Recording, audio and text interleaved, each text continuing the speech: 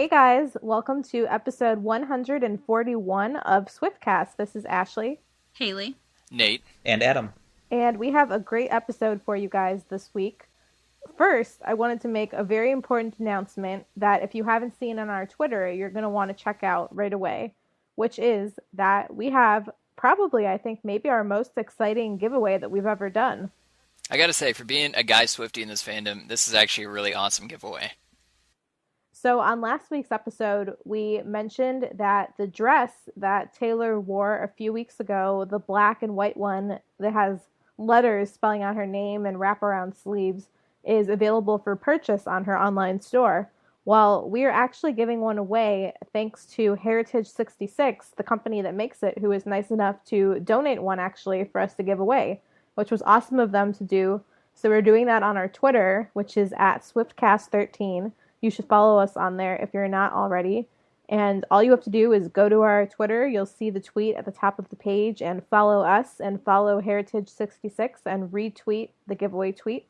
And that is going to go until February 13th. So somebody will be very lucky to get this exact dress that Taylor wore.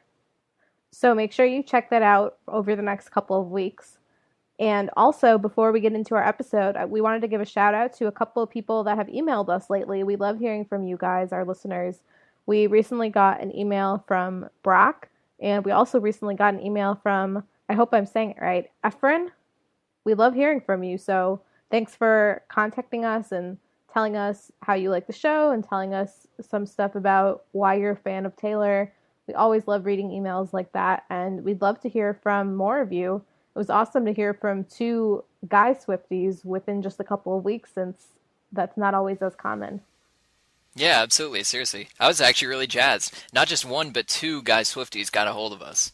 We're so few out there in numbers. It's so nice to hear from the guys as well. Of course, obviously the girls, and we love you girls, but it was really cool hearing from both of you guys. So anyone out there listening, just feel free to email us anytime at theswiftcast13@gmail.com and tell us what you thought about the latest episode or anything, really. We always love getting your emails. And a final reminder, we mentioned this on last week's episode, but it's getting really close. When this episode comes out, which should be on Wednesday, February 3rd, we will be just a couple of days away from the 1989 benefit tribute concert in Nashville that Nate and I are attending, and we're super excited about it. Yay! Woo! I'm really jazzed. Seriously. It's going to be awesome. Like it's such like an awesome thing to go to between tour, and it goes to such a great cause. So I can't even believe how stoked I am. I mean, for this thing. It's in Nashville, and if you didn't hear on last week's episode, basically an organization called Musicians Corner, which is a group that puts on music programs throughout Nashville, is putting together this concert where different singer-songwriters from all over the place are all coming together for one night to perform both songs from 1989, Taylor's album, as well as songs from the year 1989. So it's all basically a tribute to Taylor, and it's just so awesome that they're doing it in Nashville. And there's a lot of great performers, and we're going to be there live tweeting for you guys, hopefully posting some videos, interviewing some of the performers, which you'll get to hear on an upcoming episode. So definitely follow along with us on Twitter next weekend. And now it's time to flash back with some older tweets. So our first one for you guys comes from February 3rd of 2009. And Taylor tweets, "Rehearsed all day, picked out dresses for the Grammys tonight." And if you guys remember in 2009, if some of you were around, maybe some of you weren't, either way, she wore this really just like elegant, simple, but very pretty black dress to the Grammys in 2009. I just wonder if she's already picked out her dress for this year. I bet she has. We're what, 2 weeks away, right? Right.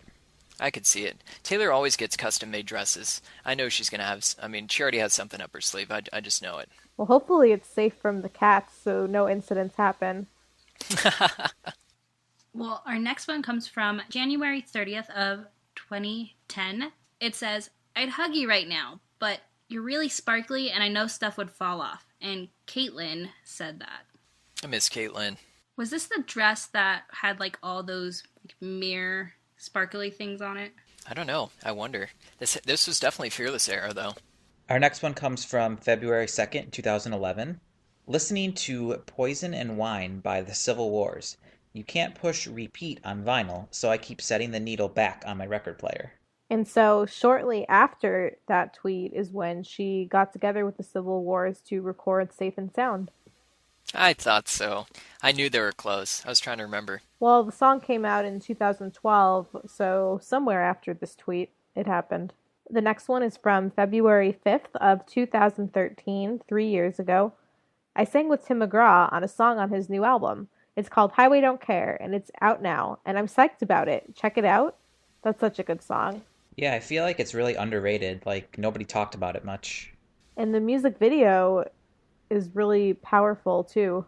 It got a lot of country radio airplay, at least around here, because literally almost everybody around here listens to country music. But at least around here, to me, I don't know why you guys say that, because it seems like it was a lot bigger than maybe in your guys' area. Well, I guess maybe it's just more so Taylor hasn't done much with it. I suppose that's true. That's a good point. But I guess that's not true because she did it at the CMA Fest and she also did it at the ACMs. Mm-hmm. And she did do it on Red Tour.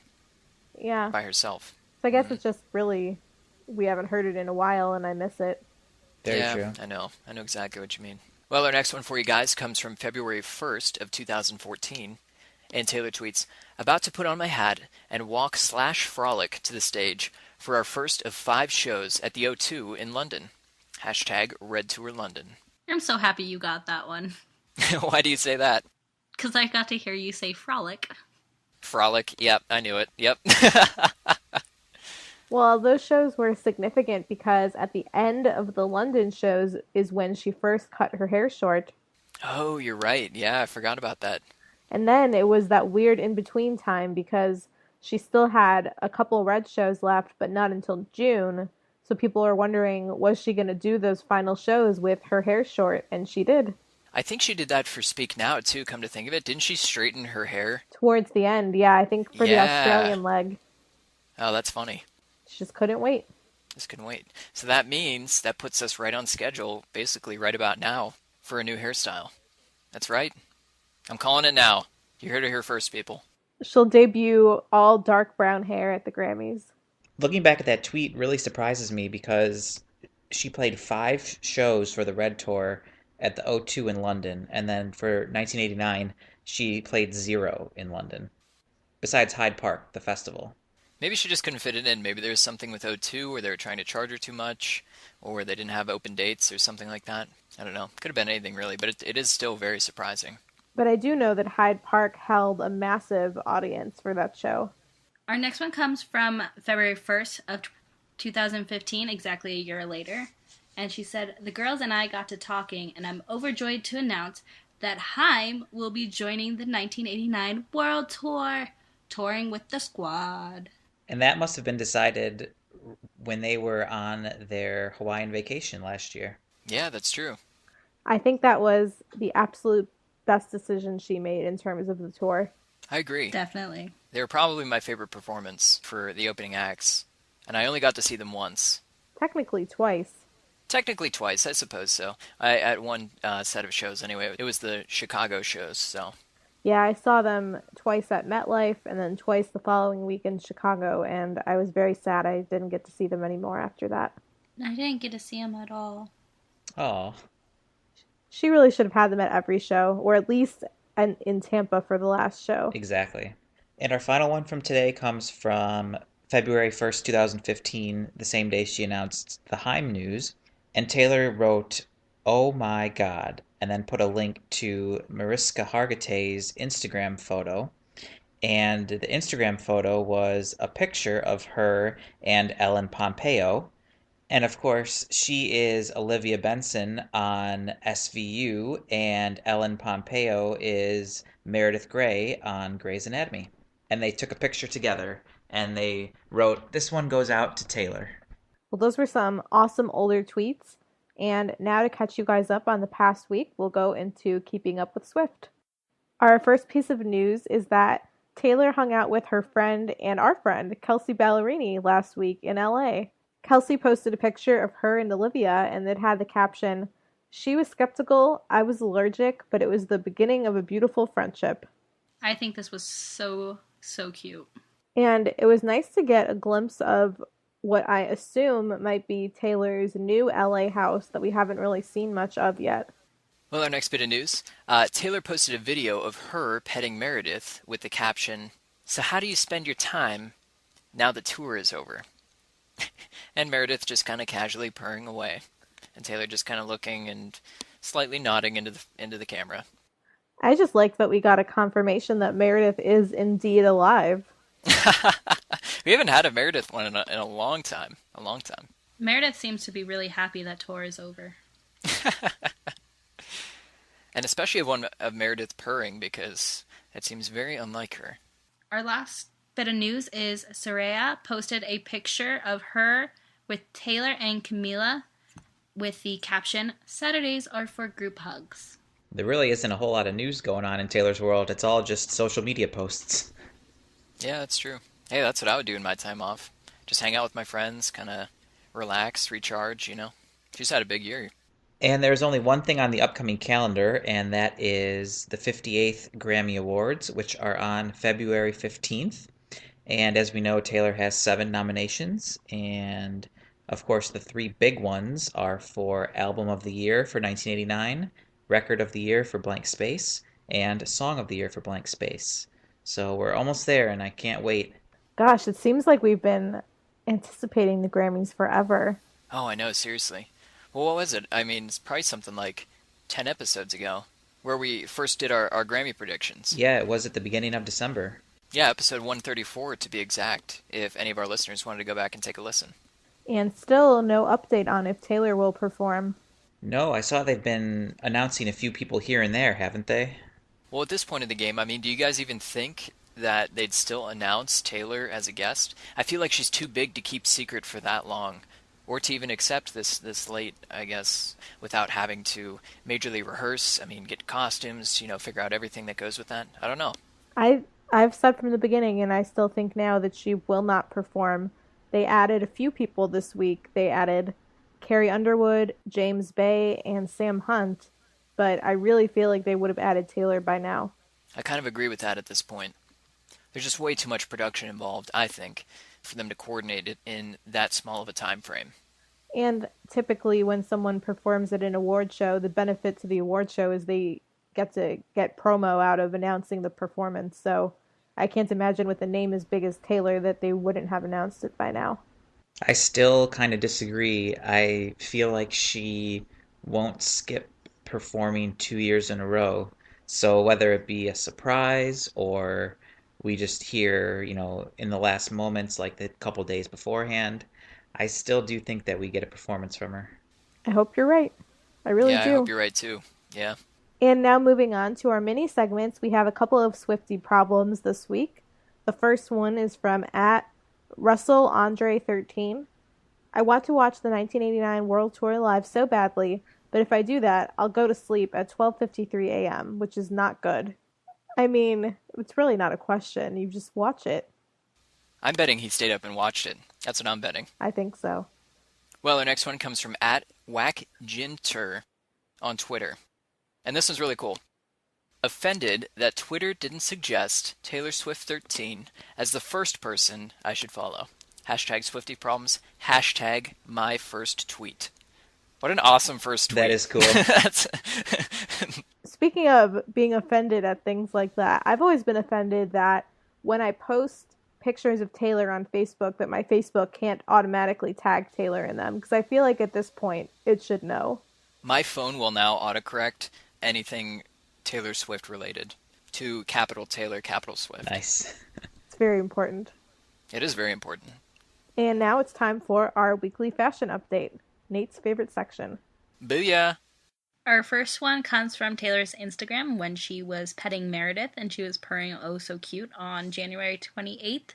She was wearing her Topshop knitted Genius jumper, and that's $72, but sadly it hasn't been available for a while. Somebody is selling one online for $1,000. What? $1,000? I've been looking for one for years because this is one of the few pieces of clothing that Taylor has kept and continued to wear over a long period of time. It's the Magic Genius sweater. Everybody fits in it. Our next one comes from January 26th when Taylor was leaving the gym in LA and she was wearing Under Armour Heat Gear capris in Mega Magenta, $39.99. And that same week, January 25th, she was also leaving the gym and she wore the Under Armour Cool Switch capris in black, which are $44.99. And finally, on January 26th, in her Instagram picture with Kelsey Ballerini, Taylor wore a Brandy Melville Danny top, only $23. Well, thank you, as always, to Tay Swift Style for tracking down all of Taylor's outfits. Hopefully, she comes out of hiding a little bit more in the next couple weeks so we have some more outfits other than just gym clothes. I've been digging the gym clothes. I don't know. I gotta say. It's nice to see something more down-to-earth and more casual, I guess. I still want to know her workout playlist. I mentioned that last week. Now, for our main discussion, we wanted to share with you guys an awesome interview that we recorded earlier this month. As I think we've mentioned before, since Taylor's in the off-season, we've really been looking for opportunities to introduce you guys to new artists and new music and things that we think you'll like. And so a couple of weeks ago, Steph and I sat down and talked to a really awesome singer-songwriter that I discovered named Jeff LeBlanc. And I think you guys will really enjoy this interview. So here is our interview with Jeff LeBlanc. I stay up too late, got nothing on my brain. That's what people say. That's what people say.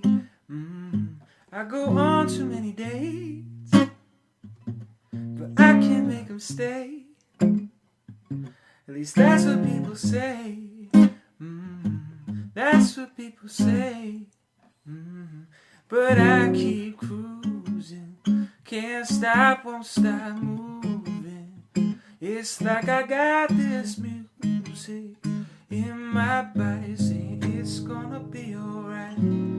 Cause the player's gonna play, baby. And the hater's gonna hate, baby.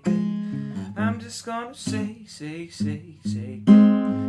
it out, shake it out. Heartbreaker's gonna break, baby. The faker's gonna fade. I'm just gonna shake. Joining us now is a new up-and-coming artist that I'm really excited about, and I actually discovered him when he was opening at Kate Vogel's show here in Chicago a few months ago. You guys might remember I'm a big fan of her. We had her on for an interview last year, and I was instantly hooked on his songs. So since he released his first EP, which is the Signals EP in 2009, he's had 2 top 10 albums on the iTunes singer-songwriter chart. He's been featured on shows like Teen Mom, The Real World, and Keeping Up with the Kardashians. And he's toured the country with acts including Gavin DeGraw, Tori Kelly, Chris Stapleton, and many more. So he's currently touring to promote his latest album, Vision. And everyone, please welcome Jeff LeBlanc. Yo. Hey, that's me. That's you. Hey. Thanks for doing this. Yeah, no problem. Thank you for having me. Technology is really cool, and whenever we can connect kind of in the interwebs, it's pretty cool. So thank you for digging the show that night and for having me on. No problem. Yeah, what was your reaction when I asked you to come on the Taylor Swift podcast? Sure. No, it was really cool because I guess as independent artists, we get a lot of requests for these kind of things, but you sent along kind of what you guys are about, and I went and listened to a couple, and I was really impressed. And also, there's a lot of people listening, which is really cool because sometimes I've been asked to do an interview, and I'll go and I'll look, and there's 3 people reading it, and it's somebody's mom, and I'm like, I feel really bad. I'm like, I want to, this is going to be a few hours of my day, but you want to give everyone an opportunity. But I see you guys are doing some really exciting stuff, so I was stoked to be asked to be on it. Yeah, we've been doing this for a few years. We started during Taylor's Red Tour, and right now she's kind of in an off season, so we try and use that time to feature other artists that we like, that we think our listeners will like. Very cool. Yeah, I mean, when I was in high school, which was many, many moons ago, not too many, I mean, I'm 29. I'm, all the 15-year-olds just got really upset. But when I was in high school, there was a thing called the My Stupid Mouth Board for John Mayer fans, and there was, I think, a Jason Mraz one and all, Howie Day one. But like the My Stupid Mouth board, those people are still going on it, and they always have like the information before everybody else, and they talk about things about John. And it's always really cool when artists have fans that care so much, and that's what we're all trying to do it for, So when I saw that you guys are putting this together for Taylor and been going for several years, it's really cool, I think that how I first reacted to your performance when I saw you was that your songs reminded me of a cross between Vance Joy and Ed Sheeran, Cool. which are obviously artists that, as Taylor fans, we really like. Nice. Yeah. I'm not too familiar with Vance. I mean, like, I know he has the couple songs on the radio, but I see his name more and more, and it's just like kind of one of those things where it's a matter of time where I feel like I just have to dive on in and get more involved than just the radio single. But in terms of Sheeran, that's really cool because he's kind of like the acoustic guy now, When I first started, I was about 19, 20, starting playing coffee house shows and stuff. That was very much the Dave Matthews, John Mayer, Jason Mraz, Howie Day, Ryan Cabrera time. Everyone was coming out at that time. And those guys have, they're all doing their own thing at this point in their career. But now when I go to a college campus, when someone comes up to me and says, well, what kind of music do you play? I feel like Ed Sheeran is a good comparison just because it's really current and he's awesome. So like whenever somebody... Yeah, we're big Ed fans. Yeah, totally. And like he is kind of, he shows you like he can just roll into a stadium and play solo, and it's really cool. So I love playing solo shows. I'm going to be doing a few full band shows this spring, but the solo show is always my bread and butter. And it's been my bread and butter just because like I drive around the country by myself and play these songs. And the full band thing is fun too because like I get to a point where like I've played a few hundred solo shows and I'm like, all right, I really need to play with a band just for my sanity. And then I'll play some shows with a band and then I'm like, all right, let me just go back to just me and myself and, hanging out and having some mozzarella sticks or something. And some kale. And so I got to be healthy too. Yeah. Well, I think what you said about Ed is so true, how he just shows up to a stadium by himself and can just fill the room. And that was what sort of struck me about your performance at Kate's show. Everyone was just hanging out, eating dinner, having some wine at this venue. And then you didn't have any band with you that night. It was just you and the guitar. And I feel like you really captured the audience's attention. Well, thank you. Yeah, I mean, that's always my goal. I know being an opener is kind of like a conversation you didn't sign up for. You don't really know what to expect. So it can go one way or the other. It's usually a 50-50 split. Usually people really like an opener or they're like just ready to see the person they paid money to see. So my job is to try and win you over and also have a good time. I have some sad songs, but whenever I have like 25 or 30 minutes, I try to give it all I got, and win you over. Especially that venue, City Winery, is really cool because everybody's kind of mellow and, a little buzzed on the wine. So I feel like I have an advantage right away, and the food is good. And that's kind of like the wave of the future now with the intimate venues is like high quality food and everybody in a good mood. It makes my job easier than when it's like a rock club and everybody's wasted. Those are the hard ones. Yeah, for sure. Well, I feel like your set that night was sort of half songs and like half stand-up comedy. Oh, yeah. I think it was because I was jet lagged and I was like extra weird. I'm probably weird right now too because I just did a show the other night and it was like a one-off where it's kind of the Chicago scenario where I literally just fly in, play the show, fly home. And I just flew to Rochester, which it's like a 7-hour drive for me, but I just was like, I don't feel like being in the car for 14 hours, so let me build up my Southwest points, and then you got to do a bunch of different flights and blah, blah, blah. I come home and I play basketball a couple times a week whenever I'm home, and I played basketball, and I took the nastiest elbow ever, and I was like, I'm fine. And like the whole side of my head is really black and blue, and Oh no. Oh, I think I would diagnose myself with a mild concussion. So if I say anything weird, we'll just blame it on that. But maybe it'll lead to some funny bits. I don't know. It was one of those things where like I tried to be the tough guy, like yeah, I'm fine, and like I was like having trouble walking. So it was like the biggest dude on the court ran into me. But I'll be okay. I think I just need like one more day, and then I'm gonna try and get back on the old treadmill. I just don't want to be the guy that falls off the treadmill. Yeah, no, that's No. don't do that. I've never fallen off a treadmill, but I've seen it, and it's one of my biggest fears. Being dropped in the middle of the ocean and falling off a treadmill are two of my biggest fears, I think. I don't know if anyone else has those fears. I think it's from watching Titanic too much. I remember one of the things you were talking about at that show was how you decided to go to Nashville to make your last album. Yeah. What was that like, or how did you decide to make it in Nashville? I've actually made most of my music in Nashville. I don't know what drew me there originally. I think I was just shopping for producers on my first EP, and this guy Stephen Gauze came up and he made some music that I really liked, and just kind of went down there on a whim. And I've been working with Stephen pretty much ever since. Now, I've done a bunch of stuff in the Northeast, like a acoustic track or a single or something like that. I'll record up here in New York or Connecticut or something like that. But Nashville's just a really cool city. And everybody, originally when I went there, I thought it was going to be a very southern city. And being from New York, I was a little worried, they weren't going to be very welcoming to, the Yankee. But Oh, they totally are. yeah, well, I feel like everybody's from New York, Chicago, and L.A. that lives there because the rent is better. And, that's kind of the hub of music. So, yeah, I really love the city and the food and just the energy. It's kind of expanding a little bit faster than they expected it to. From 2009, which was the first time I went there, to 2015, I was there. The amount of traffic has become quite bad. It's kind of getting LA, New York-ish. And I was like, when I first went there, I was like, man, I could get from my hotel to downtown in 5 minutes. And now it's really bad. But yeah, I think it's become the place to go. And it's not just country music anymore. They're making everything down there.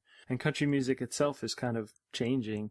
There's the bro country, and then there's the Chris Stapleton, Casey Musgraves country, which is kind of throwing it back. And it's just a really interesting time of a lot of different genres and stuff happening down there, And would you classify yourself in sort of the acoustic rock genre? I don't know if that's the right term. Yeah, I think the last record, the Vision record, I would lean a little bit more, the way we produced it and some of the sounds on there. Yes, it is. I guess it's acoustic pop kind of.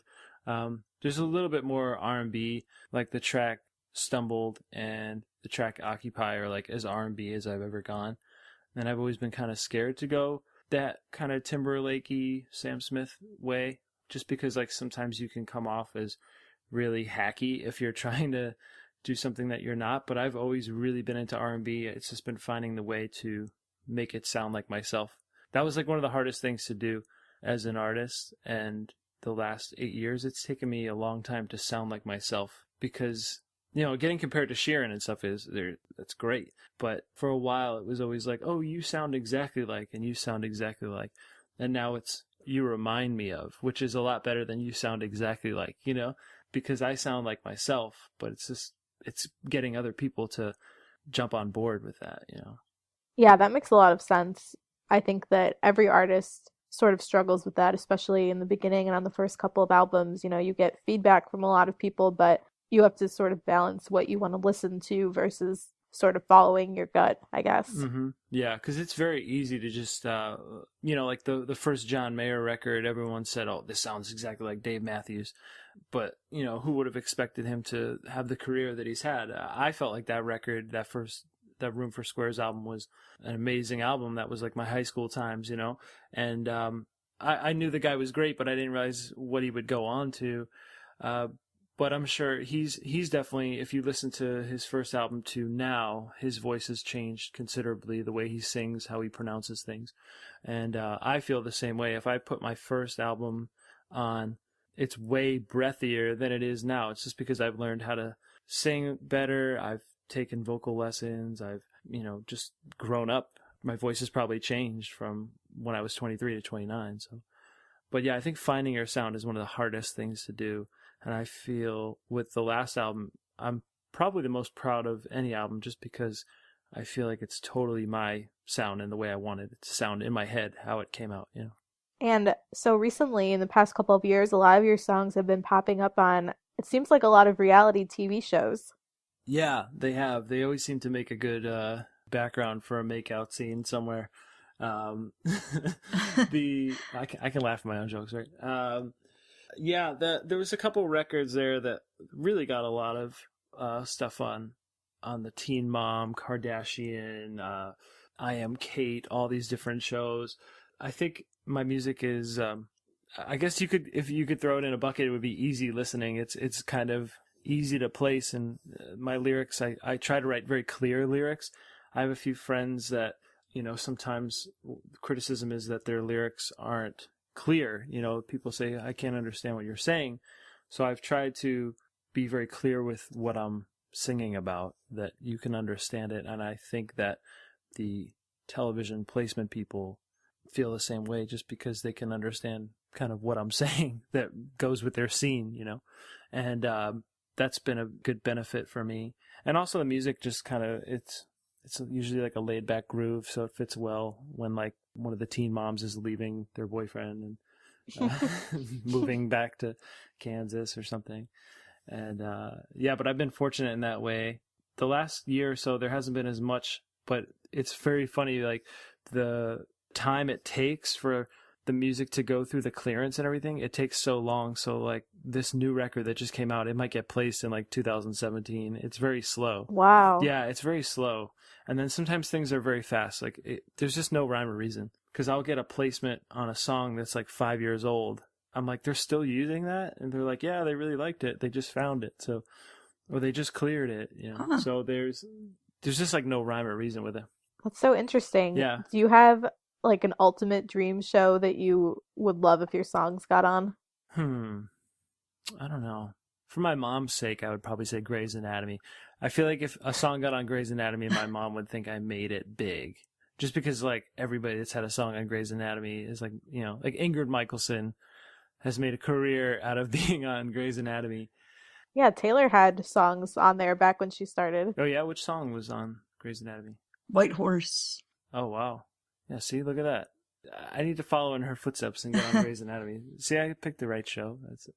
I think you just need to start tweeting at Grey's Anatomy and Shonda Rhimes that you're a big fan of the show. And I feel like that's what Taylor did. She talked about the show all the time and how much she loved it, and then she got on. Yeah, maybe that's something I'll have to do.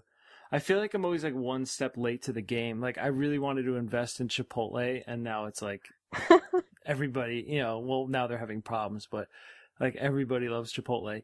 I'm pretty much convinced that my college roommate came up with the scenario for Uber back in like 2005. He was just like, dude, why don't we just drive around on the weekends and pick up everybody, and like they'll text us. And I was like, man, that's a really good idea.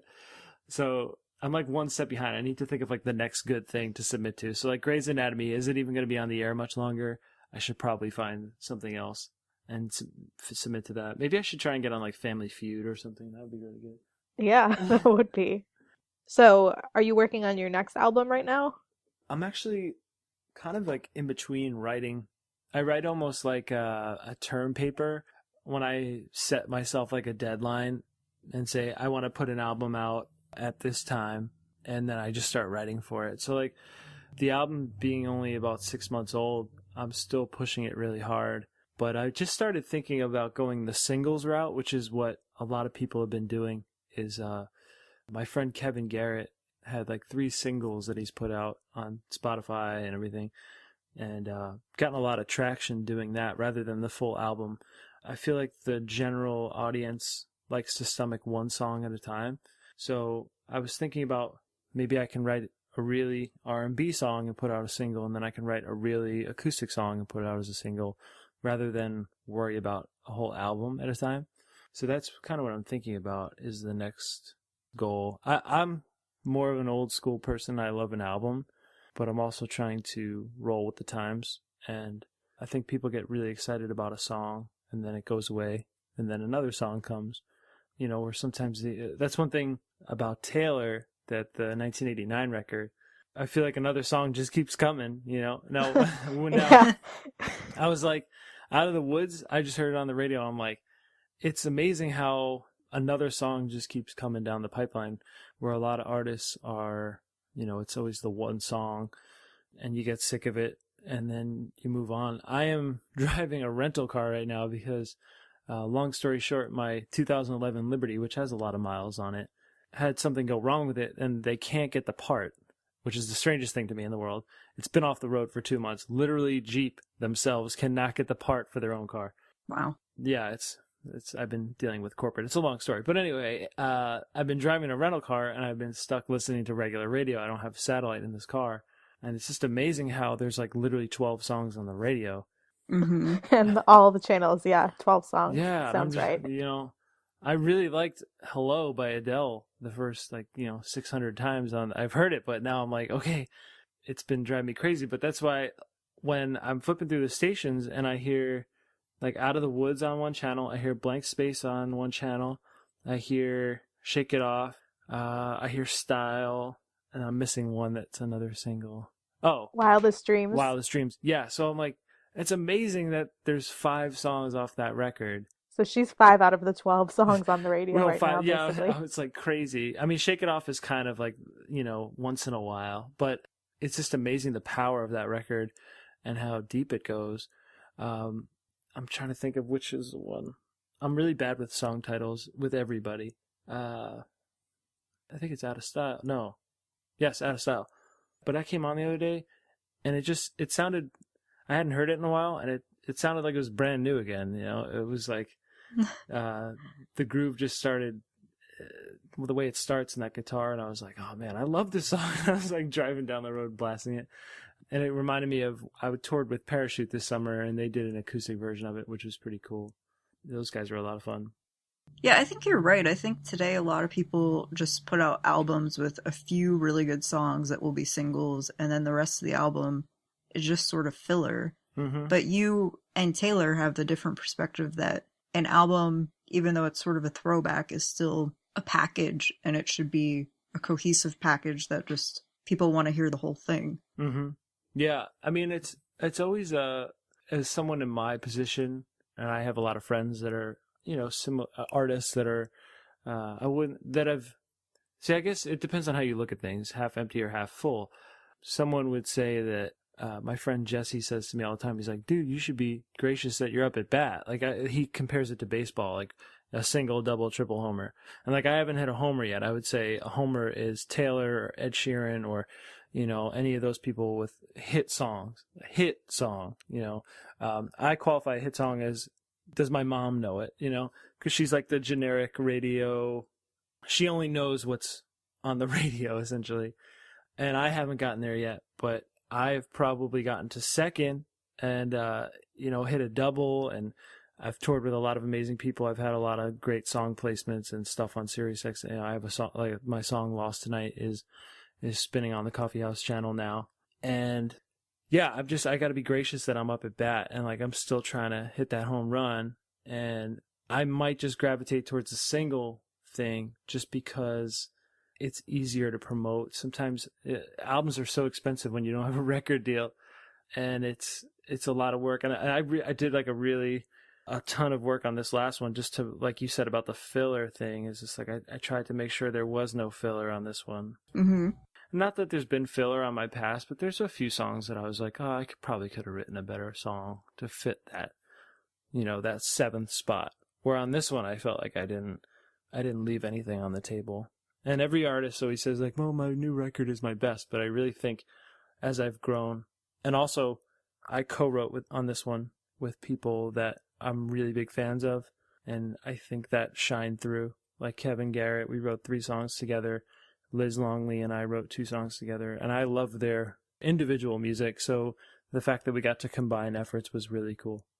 Yeah, I think that what we hear a lot from people like Taylor and Ed, they're like, I wrote 50 or 60 songs for this 15-song album, and that's crazy to me because I feel like there must be all these great songs that we'll never get to hear, but I also think it's helpful when you make sure that every song on the album is exactly what should be on there. Mm-hmm.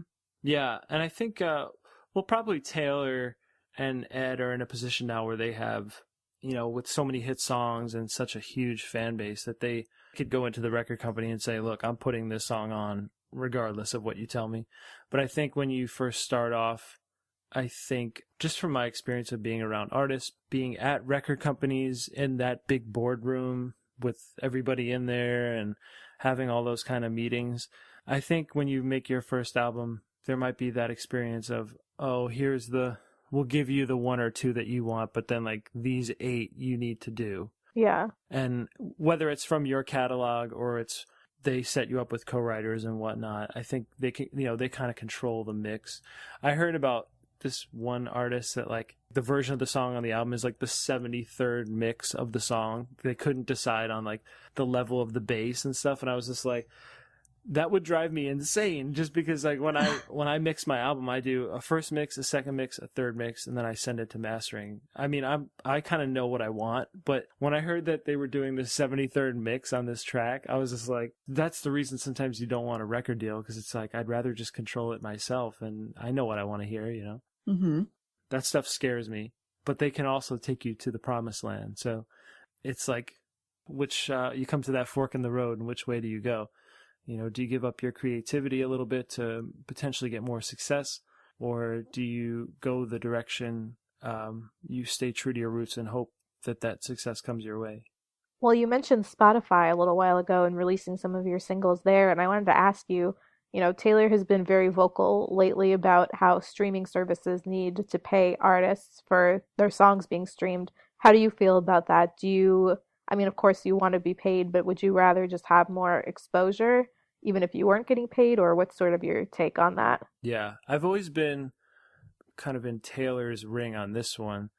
It's very cool that she does that because she kind of has the throne and she has the megaphone and people will listen. If I said the argument that she said, people would tell me, oh, you're just a guy with a guitar, shut up. You know what I mean? So it's very cool that she does that. Even from the start of my career on Long Island has a very competitive music scene, and there's not many venues. And especially I was coming up at a time that there was that whole like Taking Back Sunday, Brand New, all those kind of like, I don't know what genre you'd call them, emo bands, I guess. That was all happening. And a lot of times there would be like 8 or 10 bands on a bill, and like everybody had to pay. You had to buy 50 tickets, and then you would sell those tickets, and whatever you didn't sell, you had to pay the promoter for those tickets left over. So it was essentially a ransom. And that's the way people played shows around here. And I just never got involved in that. And I just said, I can't do that. Like, if you're playing a show, you should be paid for it. If, you're selling an album, people should pay for it. But I've had to adjust as well. I mean, like Spotify, the amount of people that come up to me after a show and say, I heard you on Spotify, or I listened to your album on Spotify, each year has gotten, it went from maybe 25% of the people to maybe 60% of the people. So I understand that Spotify is an important tool and that I need to put more effort into it. So the last year, I really put more effort into getting playlist opportunities, and I saw my plays increase greatly. But I totally understand where someone like Taylor would say, I'm not going to put my music on there just because I'd rather someone buy it. And I think she has the right to do that. And look at Adele, she made the same decision, and I think it's worked out for her. People will buy it if they want it, and that's the truth of the matter. So for me, it's just I do have a nice fan base, of course, but it's not big enough yet where I can pull that kind of move, Yeah. I wish I could, but I think when people believe in something, they'll buy it. So there's still that element of things. But in terms of Spotify, I just have to go with the flow and hope it goes the right way. I enjoy Spotify. Again, I'm old school. I like to buy an album, but I've kind of come around on it. And I know you have a few dates on your website that are upcoming this year. Do you have plans to tour a lot to add more shows? Yeah, my touring is kind of like a 365, 7 days a week. There's a chance that something's going to happen. So I don't really do like a formal tour where I roll out dates. Like, I'm just going to be constantly adding dates. So I hope to be back to the West Coast. I haven't been there since the middle of 2014.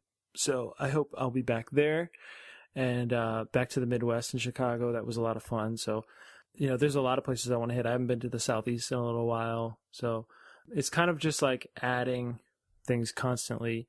I do a lot of college shows. So I think we have about 15 or so booked for the spring with like a bunch more that are going to come in, and then adding more and more club and theater shows as they come in. But hopefully, things just like constantly emerge. Like last summer, to go out on Parachute's acoustic tour, like that came out of nowhere. And same with like the Tori Kelly shows, and things just seem to happen. So I just let it build on its own, but I never really have a formal tour rollout. It's always just kind of like, keep checking my website. Please check again soon. And maybe your city will be on there. One thing I wanted to ask about was you did a cover of Adele, and you've actually talked a little bit about Adele today. You did Send My Love to Your New Lover on YouTube. Mm-hmm. And I liked that version. It was really good. Thank you.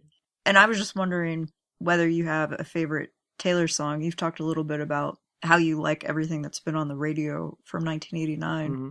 But I was just wondering if you had a favorite one, and maybe if you would cover it. I really liked Welcome to New York when I first heard it, just because being from New York, I really know what she's talking about, and how it's just kind of like a game-changing place, and stepping out and seeing it for the first time. And I live about an hour from New York City, but I'm literally there all the time, and it seems new to me every time. So Welcome to New York was really cool. And they were featuring on the Knick games for a while, which was pretty cool. So like whenever I was watching it, that song was in my head all the time. Yeah, I don't know. I feel like 1989 was just like a record that I listened to straight through a lot. And I should probably be referencing more of the kind of the older catalog, because while I wouldn't consider myself like, I don't want to like compare myself to you guys, because, that would almost be insulting, but I have been kind of listening to her for a while, and I'm looking at my iTunes, and it seems embarrassing that I would be listening to 15 alone in my room, but maybe I have, and I probably know the words. But yeah, I mean, like 22 has a special place in my heart too. I think that song's really cool. And my friend was DJing in a country bar, and he would always play that song. And I probably sang along drunk a few nights to that after I broke up with my girlfriend. So that is a special place.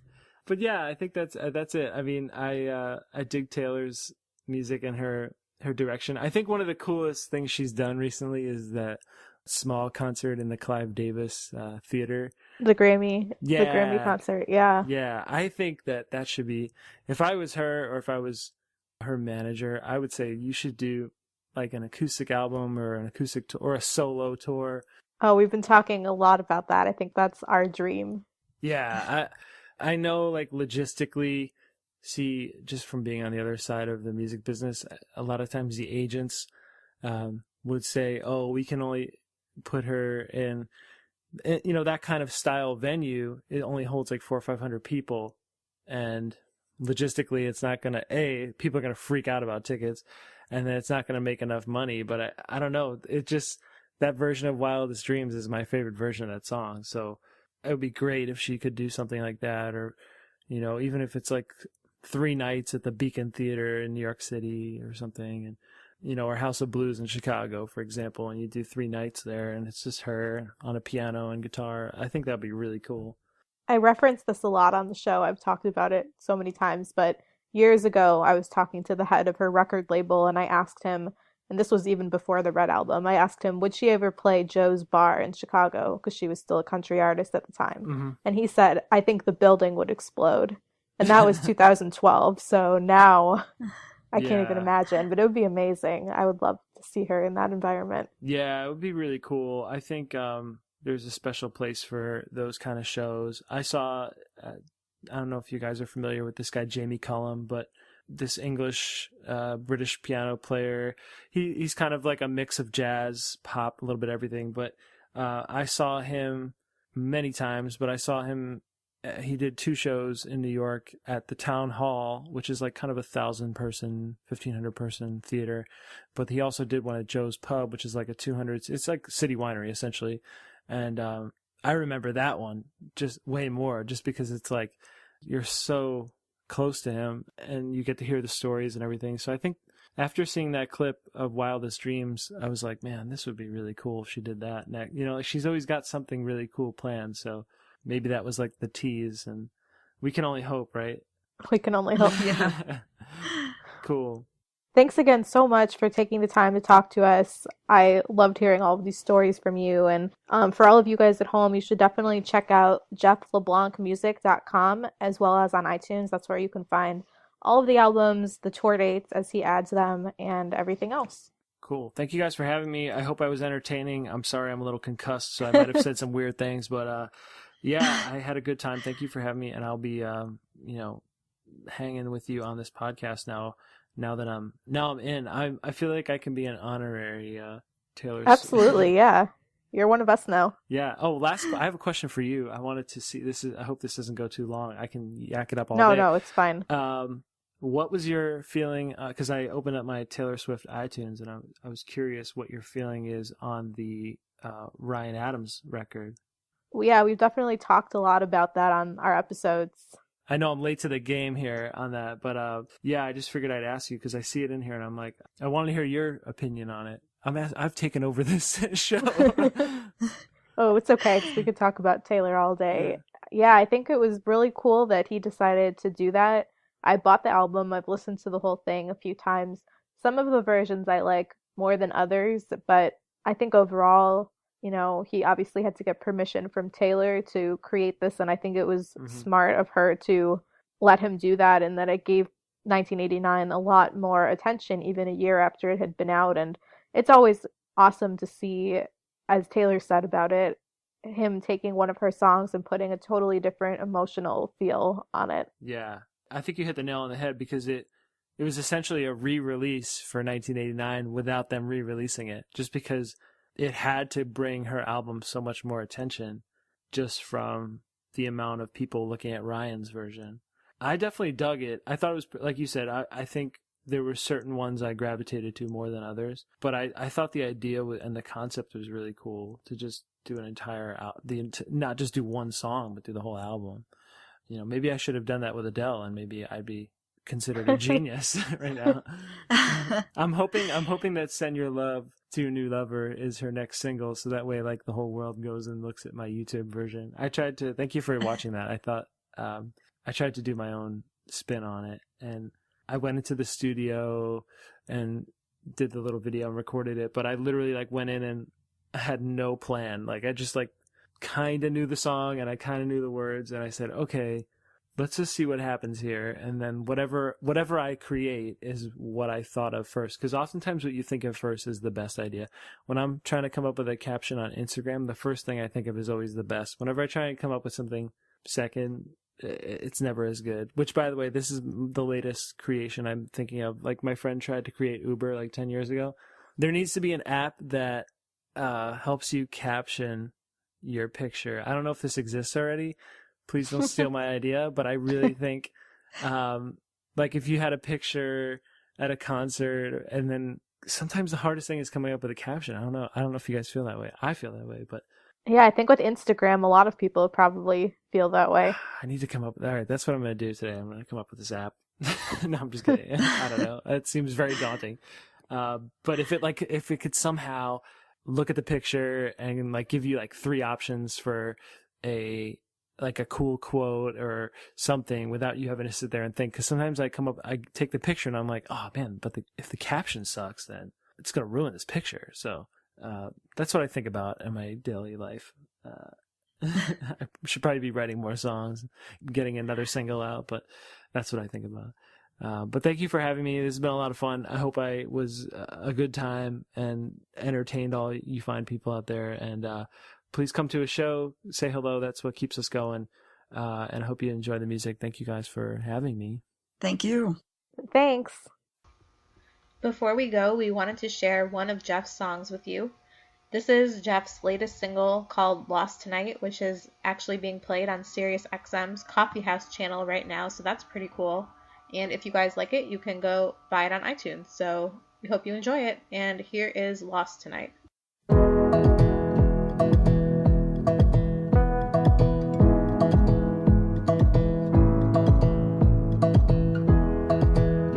Don't try so hard. You've got me going. We've come so far. and we both know it. So baby, let's get lost tonight. Hold my hand until the light. I promise I won't try to fight. If you and me are meant to be, and darling, I won't let you leave my sight. Ever since the day I saw you, you've been on my mind. I can't make you change, but I keep trying all my life. Ooh, ooh, ooh, ooh, ooh. Ooh, ooh, ooh. Spend all our days feeling less guarded in so many ways.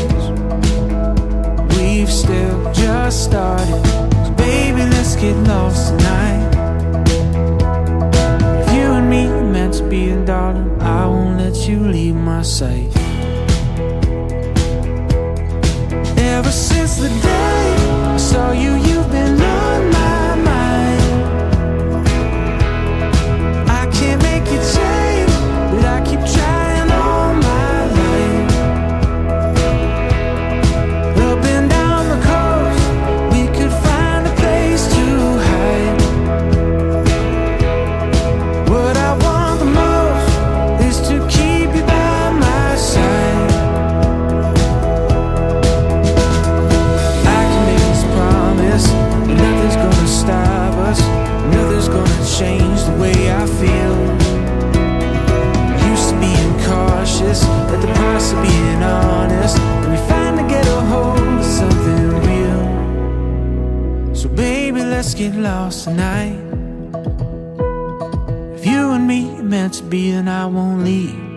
Ever since the day I saw you, you've been on my mind. I can't make you change, but I keep trying all my life. Up and down the coast, we can find a place to hide. What I want the most is to keep you by my side. Ooh, ooh, ooh,